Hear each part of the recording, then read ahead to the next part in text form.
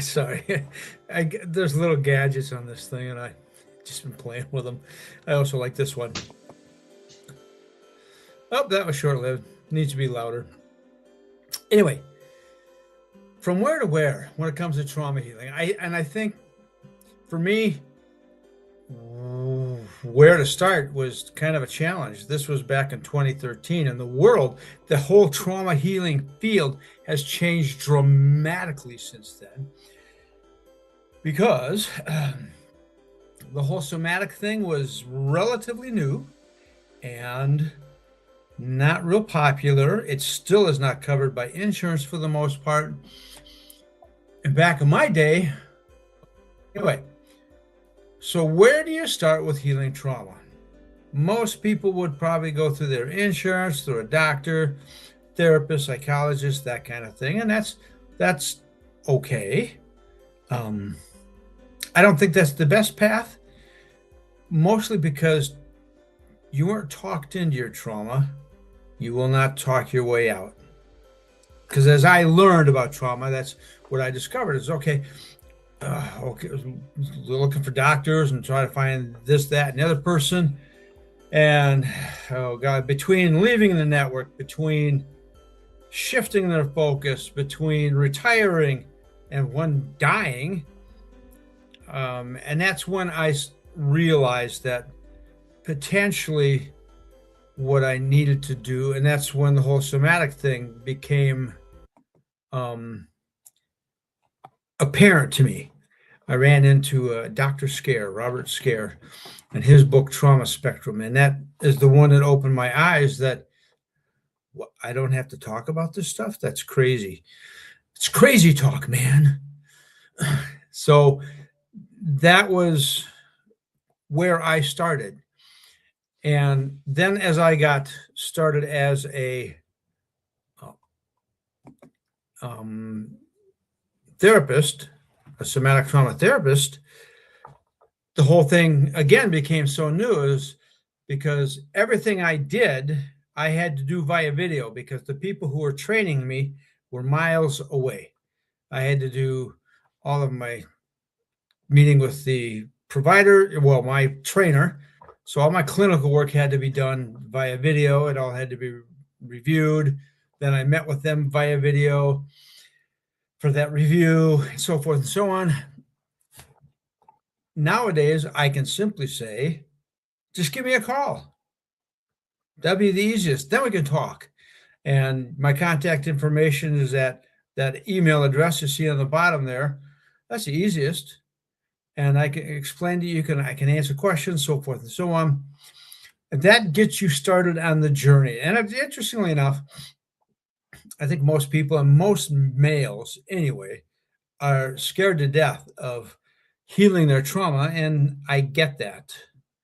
It wasn't like I particularly wanted to sit down with somebody and hash over all the worst shit in my life, because that seemed like forever. And honestly, in all the stuff I looked up on the internet was hopeless. I finally came to the conclusion, listen, either my trauma is going to be over or I am. Plain and simple. Guess what? So that's when and then introduced to Robert Scare, and I started to see a different light, and that possibly trauma could be healed without having to talk about it. And okay, so I read some Peter Levine stuff, then I got introduced, and actually I did a training with him for a weekend, and then with Dr. David Berceli, who I finally chose to work with, mainly because I thought the tool was a whole lot more beneficial. It doesn't require going to anybody, and guess what? Yeah, it does not matter where you are in the world. That's cool because we can do this kind of work via video, virtually. You know, you need some space. So like in behind me, I can lay down flat. Most people I've worked with lay down in their living room kind of place. I've worked with people in Finland, people in Asia, most people in the US. So they either have a living room space that they utilize because it's a bigger room. There's been the occasional people with their own little studio or, a shed they bought and kind of reworked into a place that has electricity and internet and, oh, cool. And that's great. I wish I had one. And maybe I could, if I had one, maybe what I would do is take my drum kit out of here and put that in the shed. Because then it wouldn't bother the neighbor as much, and this would be a more of a place. Anyway, if I had an office, I would prefer even that, but I don't, because anyway. So that's the first thing. If you really need, start looking up somatic trauma therapists, certified trauma therapists, not trauma informed, not trauma sensitive, not trauma aware, not trauma receptive, trauma trained. People who are certified because they've been trained academically and clinically. So that's where you start, is finding somebody you can work with. And, okay, cool. So I was a firefighter, which is interesting. Over 95% of my clients have been females. Not one of them is a firefighter. And for all of my colleagues, that's true with 95% of their clients in terms of the gender. And it's also true, in fact, the numbers are even higher when it comes to the gender breakdown with my colleagues and those who come into the training. I want to see that change. In any event, it's finding somebody you can vibe with. That's the important thing. Even here, face-to-face is best. No doubt about that. What is a distant second, though, is here. You do get to hear me and see me. You can hear them with the inflections of my voice and so forth and so on. You get to see my face, my hand expressions, all the rest of that stuff, and how well they coordinate to my eyes and eyes and mouth. Do my eyes and mouth smile together? A liar can't do that. And anyway, so we have this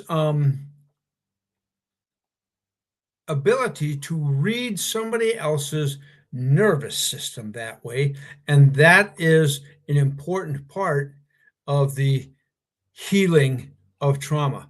You can, and Dr. Berceli could probably argue with me on this, and probably would, but I would hold my ground. Trauma is a hybrid healing experience. Places that say you can do it on your own are not correct. And I really think that's more true with childhood developmental trauma, CPTSD. That is even more true. That relationship with somebody else is so much more important. So much more important, because that lays the foundation for having successful relationships down the road. So if you've never had those kind of relationships, maybe you ought to take the ACE test, find out what your ACE score is, because that will explain why you can't hold those relationships. When you cannot hold those relationships and that's your foundation, that's why you want it here. And then because of what I discovered in somatics and what Dr. Berceli's work was, you can heal your trauma without even talking about it. You don't even have to remember it. Oh, how sweet that is. Because who wants to talk about their worst day? Who wants to remember their worst day? And what's the risk of re-traumatization if you bring it up? Now, exposure therapy basically makes you numb. That's why they call it desensitization. On my entire body, I'll bet you can guess how many places I want to be desensitized. Zero. Desensitized? Excuse me. I have not had enough water today. So that's where you start. Start in your body. Now, where can that go? From where to where? I'm going to use the metaphor of wealth. When we're in trauma, we're way in debt. Okay? And so you spend some time with a therapist and you lay the foundation. And I'm going to use the Raise Your Resilience program as a model here. So for a year with your provider, you learn all kinds of tools. At the end of the year, you have graduated. Now it's time for you to move on. And now it's a do-it-yourself healing quest, which might take a few more years, not a lifetime. And then you're healing and you're healing and you're healing and you're just like, and life is getting good because now you're starting to, because of the program I run, your emotional intelligence is way up. Your proprioception and interoception are way up. Your cognition is way up. Nah, the fun one, the social skills. Yeah, they're way up. Spirituality, well, that's an interesting question. I don't think that episode, it might be on my podcast where you'll find this, but it's about spirituality and what it prepares. And if it's, here's the thing, I'll say it's way up just because you dealt with the trauma that religions and spirituality brought to your life. That's a way up, way, way up. And then there's learning to be in your environment and expressive and feeling ownership. That's way up, I'll bet, for a lot of people. Because I can go from that zero or from that debt to zero, and I can go, whew, where does that leave me? Where does that leave me? I am now a paycheck away from being in debt again. I don't know about you, but that to me is not comfortable. That to me doesn't even feel safe. And I know it's a challenge to have 3 to 6 months of emergency funds just sitting in a savings account. It can be done. I'm doing it. And I know what a challenge is, but when you don't have it, it is also not fun at all, ever, because then you're one check away from a disaster. So there's debt, there's zero right in the middle. What do you suppose is over that way? Yeah. Yeah. So if your train is going, why stop at the station of zero? Keep it going. Who knows what's out there? And even after you get to the end of the track, you just get off and start walking. Or maybe there's a car parked there. Who knows? Might be a flying car. It's hard to say. There is really no end. You could get off the station. You could walk off in either direction that the railroad's not running. See how that metaphor can get kind of get lost? But the point is, if we go this way, we can start to develop wealth, growth. And it is awesome. Depth in relationships that you've never had. It'll improve your abilities as an employee, which will also probably improve some of the frustrations. It will improve relationships, which we have at work, we have at home, the romantic stuff, and then the relationships with your neighbors and all the rest of that stuff. It will improve your life in ways you cannot even imagine. Because when we're way back here in debt, we can't even imagine what it's like to reach the middle point of zero. Can we? I didn't ever think I could. I didn't start healing until I was 58. So we can go from being in debt to being wealthy. It doesn't happen overnight, but it's not a life sentence. That's the thing. Because all along the way, as you start learning and moving, your cognition opens up, things will start coming at you like they did to me. And I realized, oh, I should embrace that. Or, gee, I bought that book a decade ago. I should relearn it. And you'll go, holy smokes, all this information was right there in my lap. And there's a bit of, for me, I'll say, a bit of regret, just a wee bit, because I could have been farther along than I am now. But when you're traumatized, you are nowhere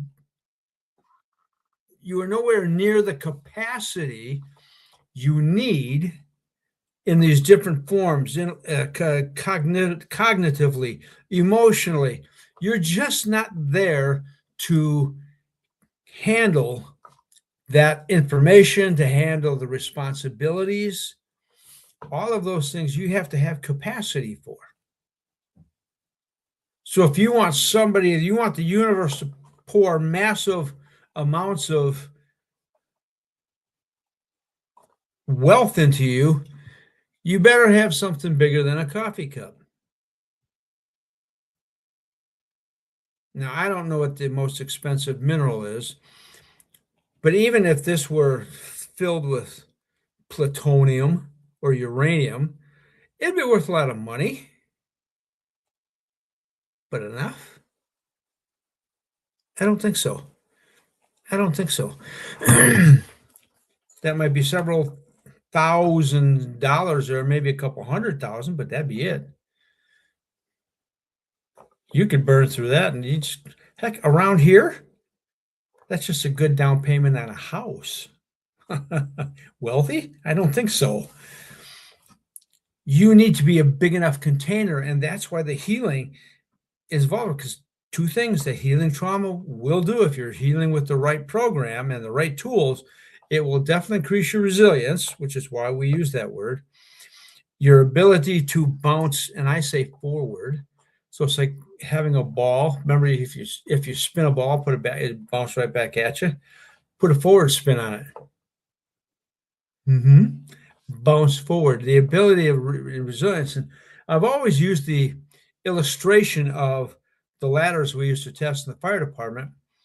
And I think that video might be on my website. But a group up in Canada, fire department, videoed that test. You extend a ladder, put it on two metal horses, then you measure from the top of the rail down to the ground. Okay. And you take that measurement, and then they lower a 250-pound weight right in the middle of the ladder. And they, with a cherry picker, and they just keep going tick, tick, tick, tick, tick, tick, until the slack is out of the chain, and it has to stay there for a certain amount of time. And I don't remember if it's 30 seconds or a minute. It's something like, it's one of the two. And then they crank the weight back up, and then they remeasure, and it has to be within a certain amount or that ladder is out of service. That's resilience. Watching a metal ladder bend, hold that weight, and then come back to straight is, frankly, mind-bending. It's a weird thing. In any event, that is resilience. Capacity just means you have the emotional room, the cognitive room to handle stuff. That's why spiritual stuff is down at the end, because now you're talking about existential questions. You have to have the emotional capacity to handle those, so you don't go freaking out. People do. That's where you can go with trauma healing. The sky's the limit. The sky is the limit. Don't be afraid to dream huge. Hope that makes sense. If you have questions, there's the email address on the bottom there. Raise Your Resilience is the website. That's the logo up in the top. And you can cruise around it, ask questions. You know where to find me. In the event, have yourself a great day. And I wish you a successful journey out of the abyss of trauma. Look at the last video. Into this new land of growth. Bye.